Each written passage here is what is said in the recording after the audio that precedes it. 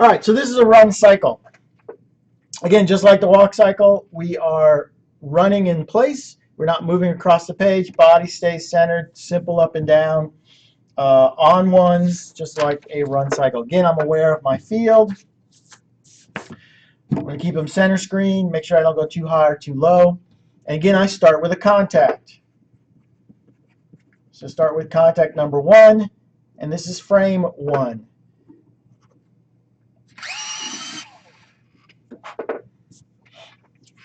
Again, forward lean, because it is a run, the faster I go, the more forward lean I want to have. And make sure I don't go too high. Leave myself some room here. All right, so this is going to be a fairly fast run, so I'm going to have him leaning forward, pretty good forward lean. Again, the near leg, I'm going to start with the near leg contact. Hips are rotated forward.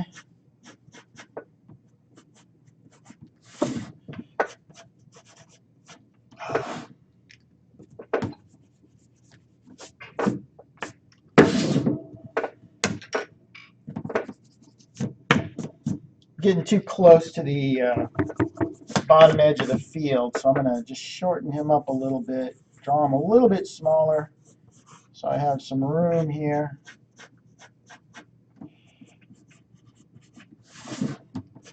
Again, I like to keep that contact leg straight so there's a nice transition. And then far leg is off the ground. So remember, in a run, only one foot is on the ground at any time. A little bit of drag on the foot. Also want to leave myself some room. Remember, that foot's going to rotate forward, collapse. The knee's going to collapse. I want to leave myself a little bit of room to let that arm or leg rotate. And I'll probably have to make adjustments as I go, including making that head a little bit smaller.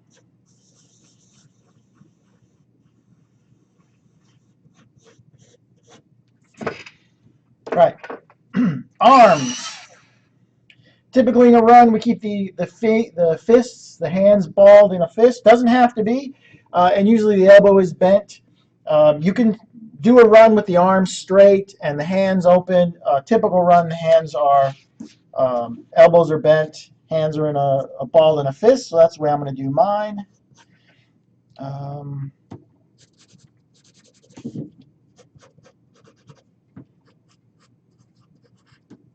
And I'm going to wind up inside the silhouette of the body a little bit here.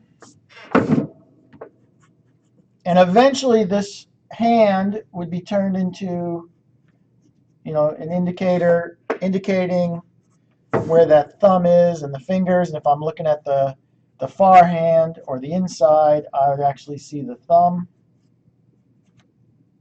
and fingers. So you're eventually, when you tie this down, you're going to draw hands something like that, showing the fingers, the mitten hand.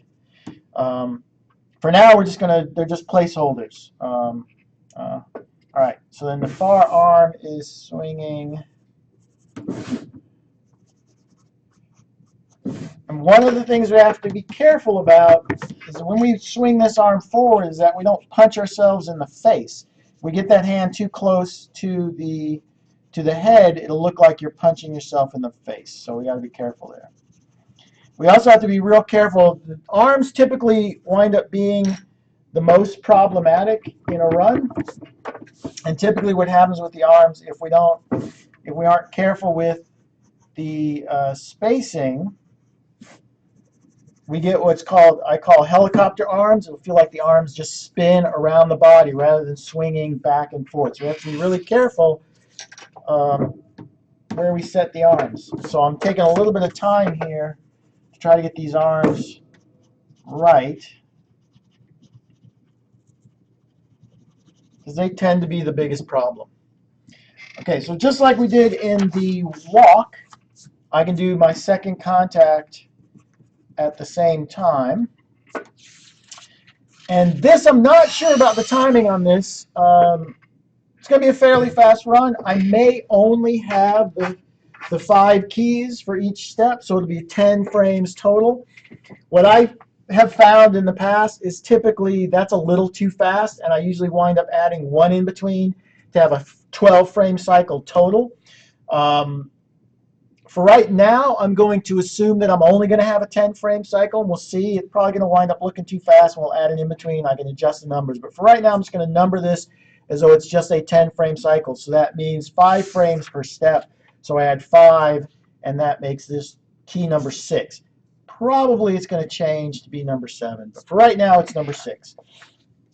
So again, just like in the walk, I can use the same head and body.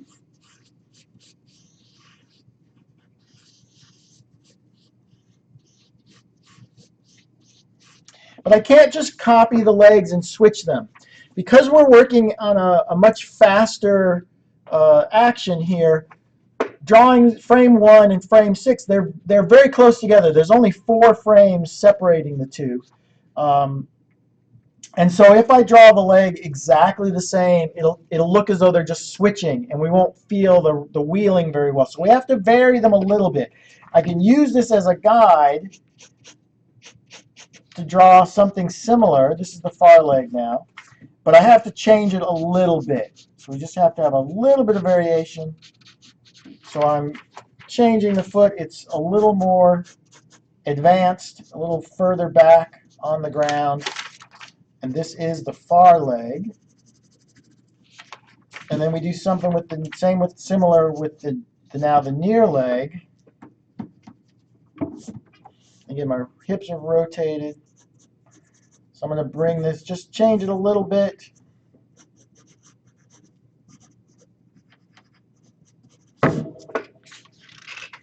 So just have a slight variation in the legs. And then I would do the same for the arms. Slight change there. So this is the far arm. And I'm just going to swing it back a little bit more. Start to see a little bit of the fist coming out. And then this arm becomes the near arm. And again, I'm just going to change that up a little bit. Again, being mindful that I don't want to get too close to the face. So it's similar, but they're slightly different. All right, set that one aside.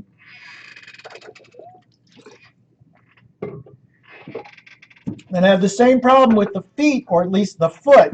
I have one foot that's going to slide back because this is a cycle. And anytime it's on the ground, it's going to slide back and slide back fairly evenly. So I solved the spacing problem the same way I would solve it with in the walk, and that is by skipping the down and going to the pass. So this is pass number 1. And since this whole thing is on ones, there's no in-betweens, this would be frame 3. And again, the head and body could be exactly the same. I like to vary them a little bit. Again, the pass, I make it slightly higher, only slightly. And the hips come up a little bit as well. Otherwise, it's pretty much the same. And although the pass foot in a run does not need to be directly below the hips, it is still somewhere in this area. Usually it's not in front of the hips, it's either below the hips or slightly behind. So I'm going to put it slightly behind because this is a more aggressive run.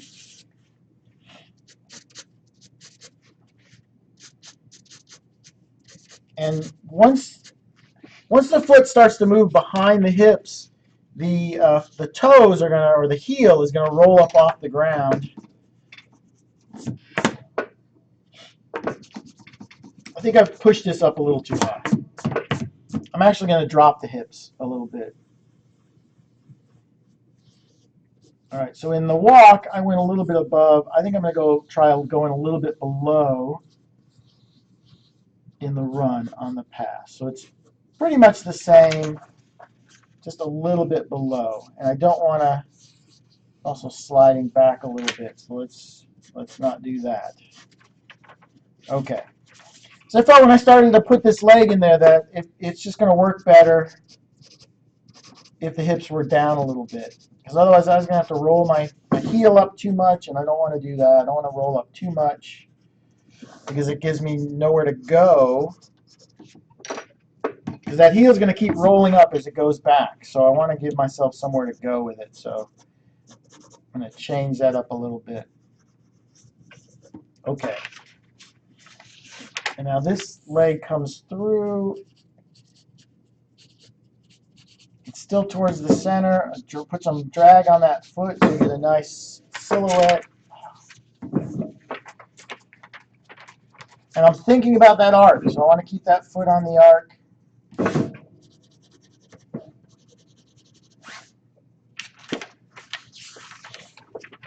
Okay, now the arm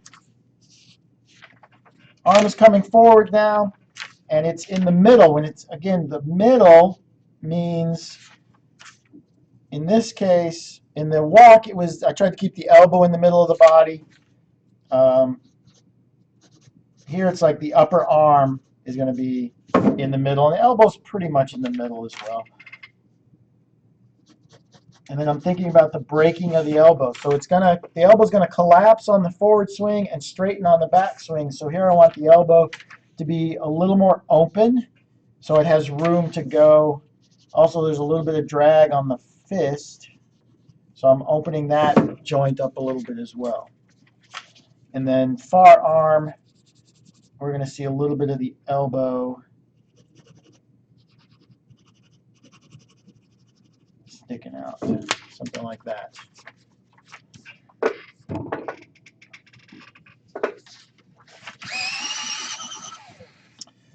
Do the second pass at the same time. Add 5 to 3, and that should be frame number 8.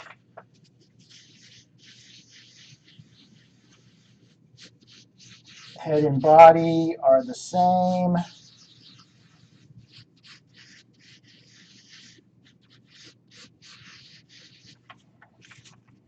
And then I switch the arms and legs. And vary them. Remember, we got to vary these a little bit. So now the near leg is the one that's passing. I still want to be mindful of my arc, but I am changing that up just a little bit. And then the far leg is going to get squeezed in here. And you're going to have to think about my silhouette.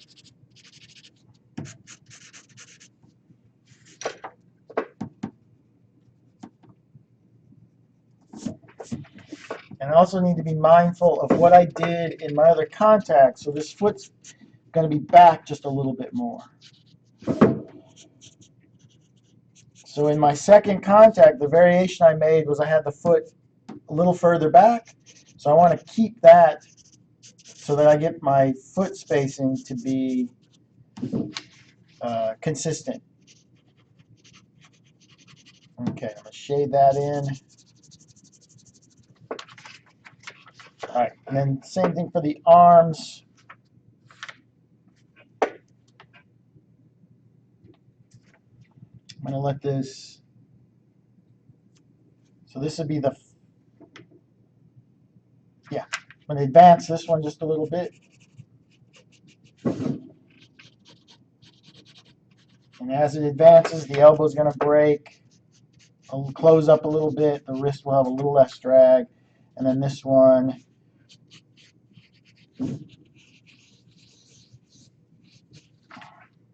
typically what I find when I do a run cycle is I make my best guess as to where the arms are going to go, and then I have to adjust them to get them to transition properly. So I'm going to push this back just a little bit more.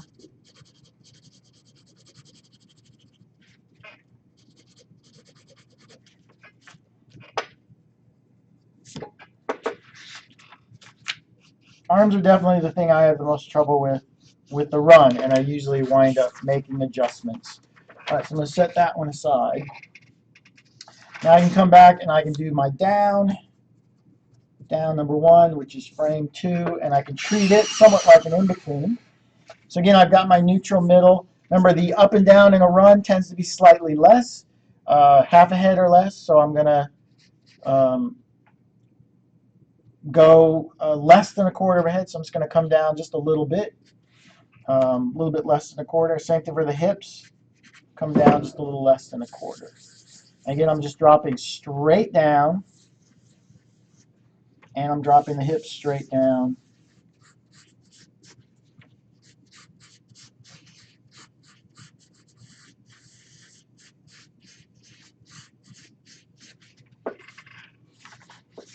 All right, so there is heel on contact. There is the heel on the pass. So my down heel, again, is just about in the middle. Keep the same ground plane. Foot is flat on the ground now. And then once I know where the ankle is and where the hip is, I can just keep the leg the right length, and that tells me where the knee is going to be. Thigh is coming forward. So as soon as that leg comes off the ground, that thigh is going to come forward. But the leg has rotational momentum and the knee closes up. And we get some drag on the foot. Yeah.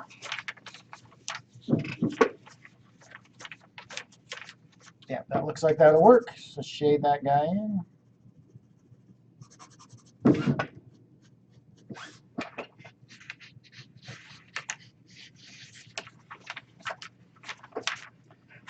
Typical in a run, the arm swing, the far point of the arm swing is in the air position. So remember the air, that happens right after the up. So we're going to keep swinging back here. So this arm is going to go back. I want to make sure that I'm continuing to break. So here already I can see where I might want to make an adjustment here so that I have some room to keep going back. So I'm going to bring this contact arm forward just a little bit.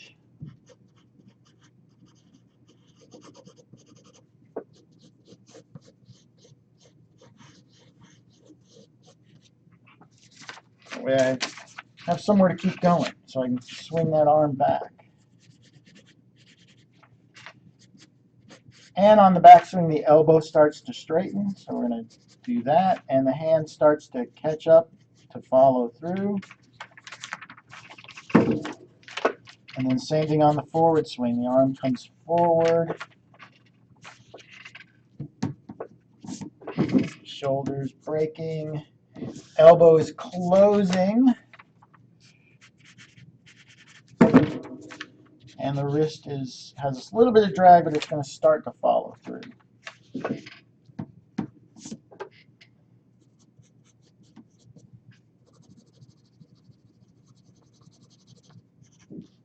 Another thing to keep aware of with hands, I see a lot of times people draw what I call hammer hands, where they put the wrist right in the center of the fist. That is not the way hands work. You look at your own hand, you make a fist, the pinky side, it has a little bit of a jog, but lesser of a jog than it does on the thumb side. So you can see how I'm accounting for that.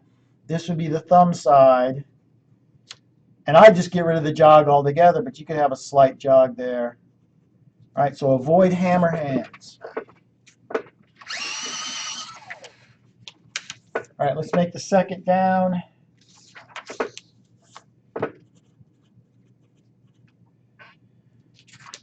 And that would be key 7, head.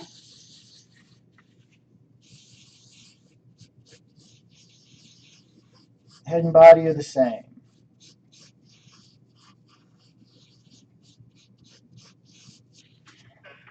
And I'm going to switch the legs. Again, I'm going to go back a little bit. I want to vary the leg. Don't want it to be exactly the same. So I'm going to continue pushing the foot back just a little bit more.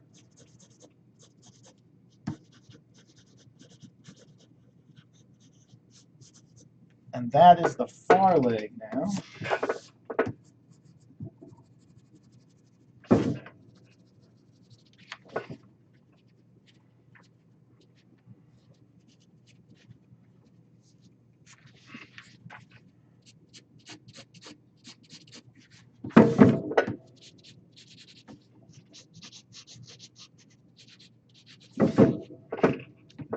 near leg.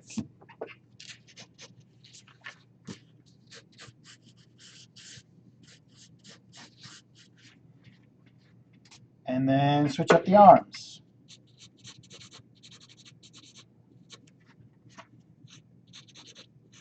So now the near arm is going to be forward. Again, I'm using this one as a guide, but I want to vary them a little bit. And then the far arm is back.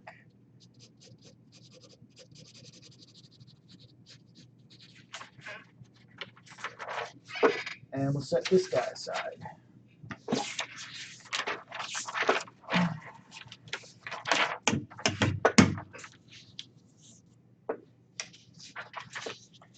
Now I'm going to do up and air. So there's up.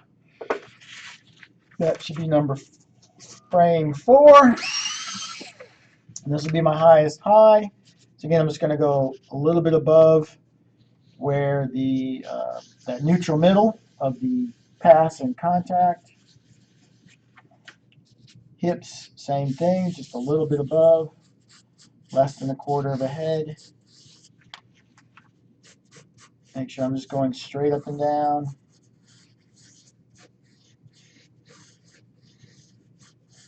All right, so now this foot is going to keep sliding back, and at this about the same rate.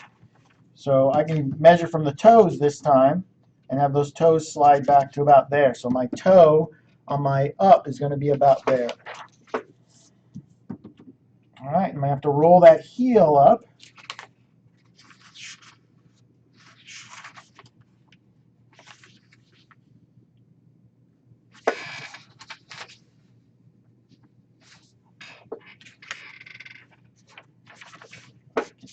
Keep the same ground plane.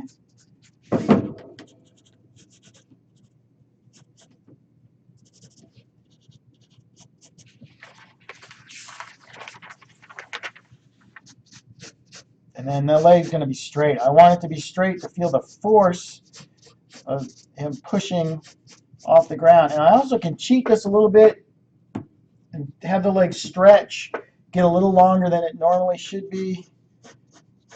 It'll give me a stronger feeling of force. And look at that nice straight line of action that I have. So it gives me a nice feeling of the effort necessary.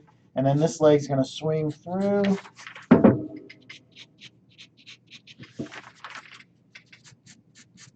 Getting ready to step. And again, I want to have this foot not parallel to the ground. So it starts to rotate through. I still have some drag on it. Some people like to rotate the foot all the way through. I don't.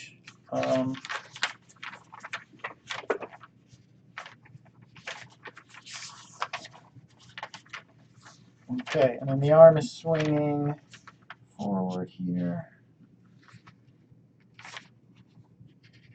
No, arm should still be going back. Wait, did I screw up?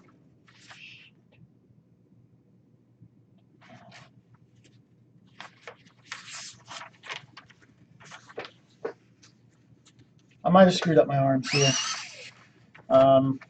Let's just go with what I'm doing. Arm is coming forward. Like I said, arms are the thing that gives me the trouble in a run. Just throwing these in here, and then I will come back. And once I have the drawings made, I can roll through them all and make adjustments. So if I have screwed this up, we can fix that. And this arm is coming back. Starting to see some of the fist.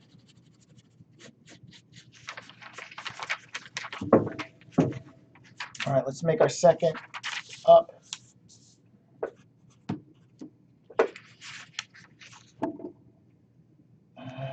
Number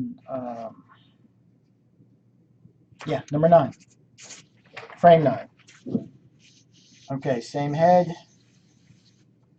same body.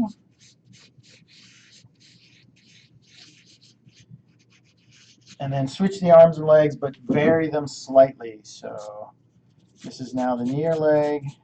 It's going to delay a little bit.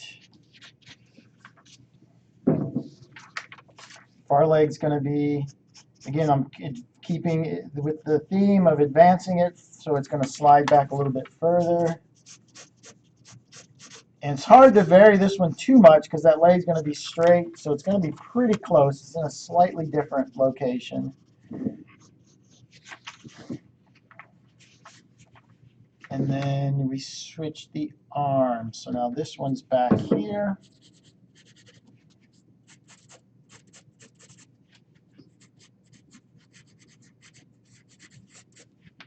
And this one is forward. All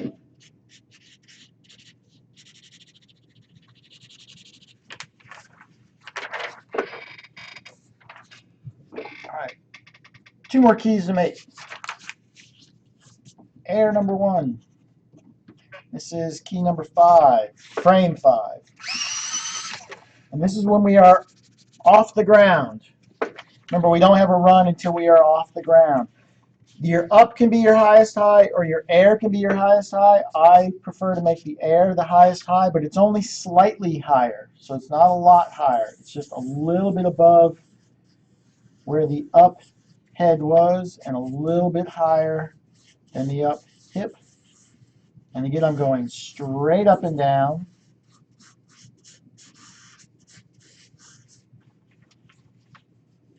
Okay, and then this leg, this is usually maximum rotation of the hips. Leg is back. And don't want to bring it up too high because remember, got to have some place to go to contact and down. Also, that foot rotates back as it pushes off the ground, so now it's set up for the drag when it comes forward. And then this leg is out front. And I, again, avoid the parallel, so I tip that foot forward.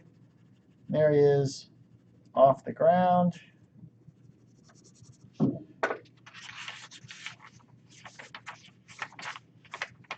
And then this arm is coming forward. And the elbow is breaking.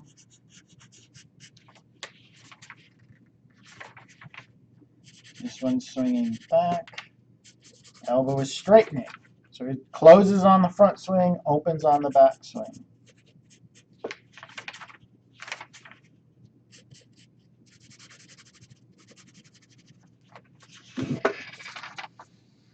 It's also got a hook up to the second contact, so I want to look at that. And again, I'm going to have to make adjustments to my arms. Actually, that one works okay. It's just the volume. The arm's going to close up.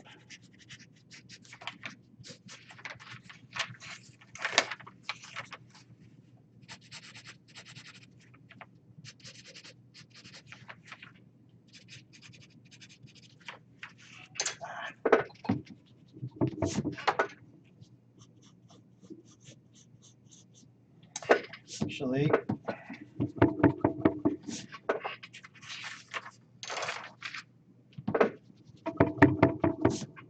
I want this to be my extreme, so I'm going to close that up.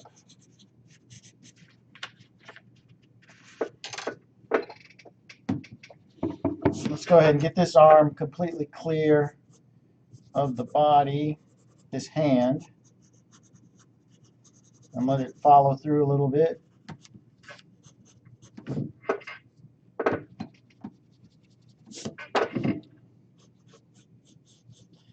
So we have some choice here as to where we put the extreme on our arm swing. I'm going to go ahead and make it in the air, which is more typical.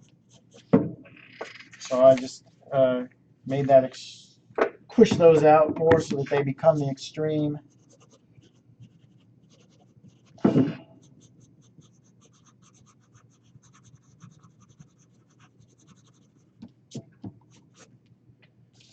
Okay. So that means I'm going to adjust these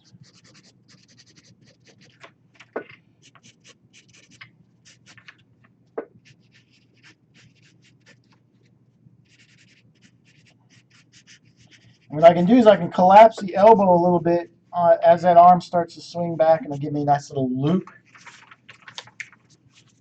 hopefully.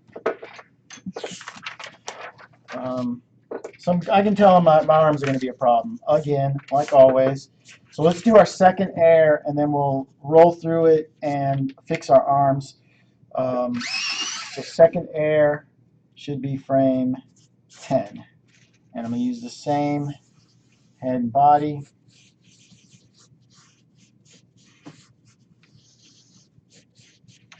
And then we switch the legs.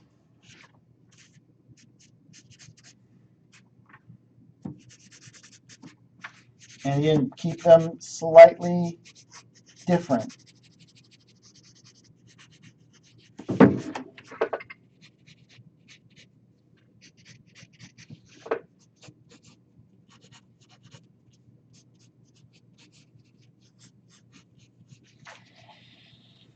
And same for the arms. Nope, that's the far arm.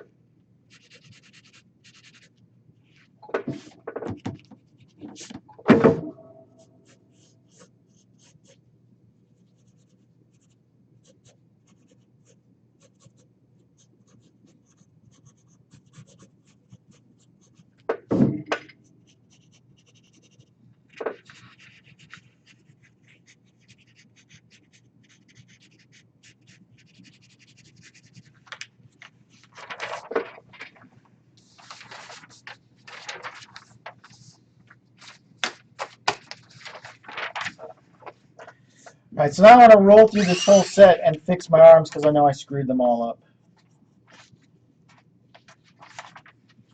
Yeah. So I'm gonna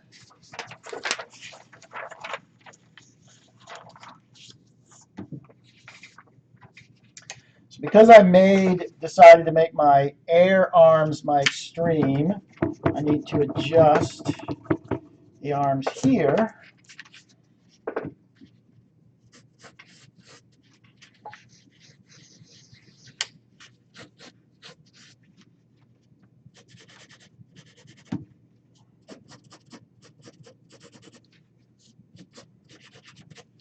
And I don't worry about making a big mess out of this because I just want to get the run to work, and then I can throw a fresh sheet of paper over this mess and fix things. So again, I'm going to try that collapsing the elbow a little bit here so I get a little loop. So the hand kind of comes back and down.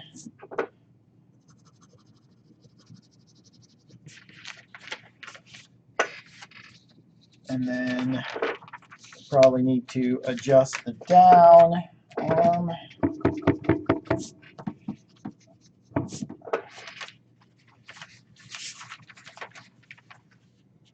Now what some people like to do is just ignore the arms altogether and then come back and do them after you've built the other parts of the drawing, which you can see the problems I had with my arms, so maybe that would have been a good idea, but I don't like to do that. I like to draw the whole drawing all at once because I don't know if I'm drawing it right unless I draw everything. And then I can adjust afterwards. So I prefer to do it that way. So if you want to do body and the legs first and then worry about your arms later, that's a legitimate approach.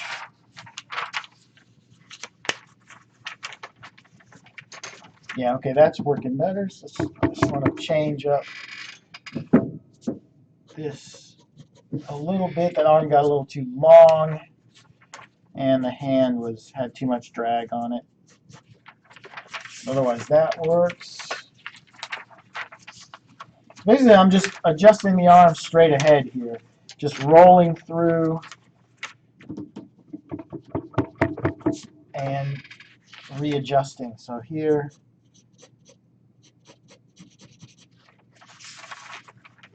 this elbow just needs to start to break a little bit.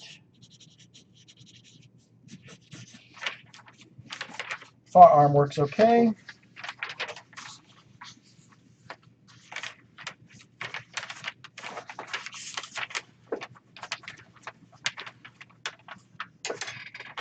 It's still a little off. It comes off the arc just a little bit. So I'm gonna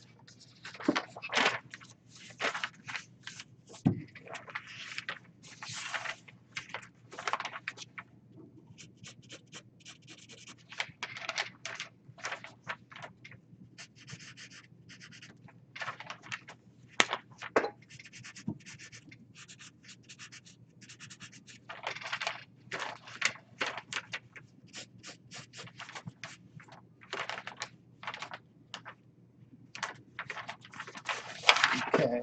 So that works better. I really hate this arm here, so I'm just gonna redraw it. It works. I just don't like the way it's drawn. So I'm going to keep its position pretty much the same. I just want to draw it a little better, hopefully.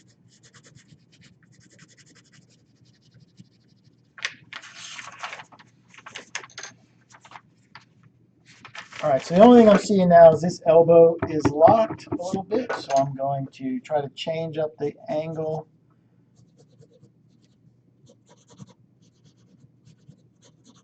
So you want the joints to break all the way through, even if it's just slightly. And that elbow is at a 90-degree angle through from pass to up, so I wanted to change that a little bit. Okay, that's better. To the contact.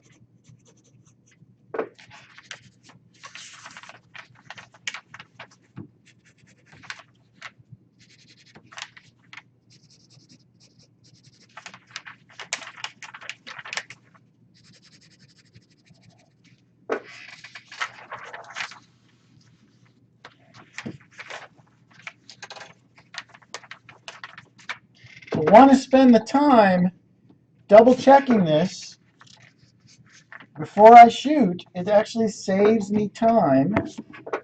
So I want to roll through this and make sure as best as I can that it's working before I shoot it.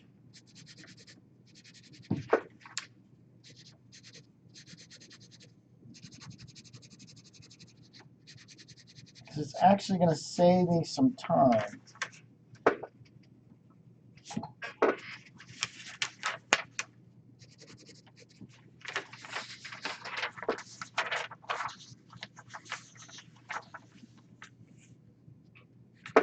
Oh, it's on the bottom. All right, and then don't forget, it's got to loop back to the beginning. So I got to make sure that it's going to hook up.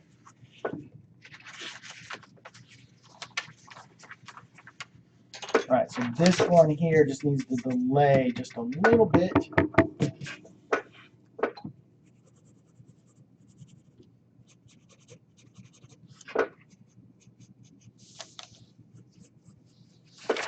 See what that looks like. Yeah, that should work. All right, so let's shoot this and see how that is working. Again, this time everything's on ones. I don't have any in-betweens right now. I suspect I'm going to wind up with one in-between in there somewhere. So I'll just shoot the whole thing on ones, and we'll see what it looks like.